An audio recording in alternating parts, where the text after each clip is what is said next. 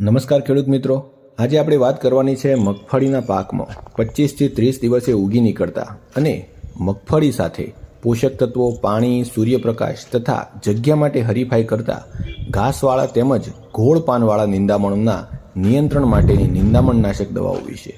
એ પહેલાં તમે આ ચેનલ પ્રથમવાર નિહાળતા હોવ તો આ ચેનલને સબસ્ક્રાઈબ કરી લો અને આ માહિતી સારી લાગે તો વિડીયોને લાઈક જરૂર કરી લેજો તથા આ વિડીયો બીજા ખેડૂત ભાઈઓને પણ મોકલજો. ખેડૂત મિત્રો, પ્રથમ દવા છે ક્વિઝાલોપ ઇથાઇલ 5% EC. તેનું 15 લીટર પાણીમાં પ્રમાણ છે 24 મિલી અને તેનો છંટકાવનો સમય છે વાવણી બાદ 25 થી 30 દિવસે. આ દવા ઘાસવાળા નિંદામણો જેવા કે બુમસી, આરોતારો, ચોકડિયું, ચોખલિયું, સામો, શેમૂળ, ચીડો વગેરેનું નિયંત્રણ કરે છે. બીજી દવા છે ઇમેજેથાપાયર 10% SL.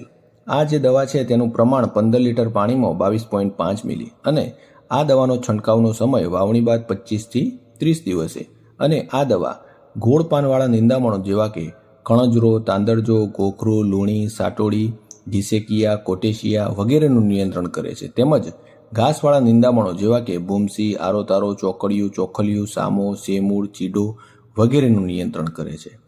ત્યારબાદ ત્રીજી દવા છે ફ્લુઆઝીફોપ 11.1% પ્લસ ફોમેસાફેન 11.1% SL. આ મિશ્રિત દવા છે. આ દવાનું પ્રમાણ 15 લીટર પાણીમાં 30 મિલી અને તેનો છંટકાવનો જે સમય છે એ વાવણી બાદ 25 થી 30 દિવસે.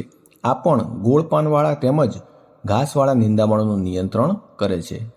ત્યારબાદ ખેડૂત મિત્રો, ચોથી દવા છે ઇમાઝામોક્સ 35% પ્લસ ઇમેજેથાફાયર 35% WG.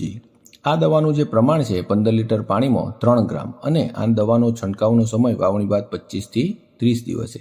આ દવા પણ ગોળ પાનવાળા તેમજ ઘાસવાળા નિંદામણોનું નિયંત્રણ કરે છે.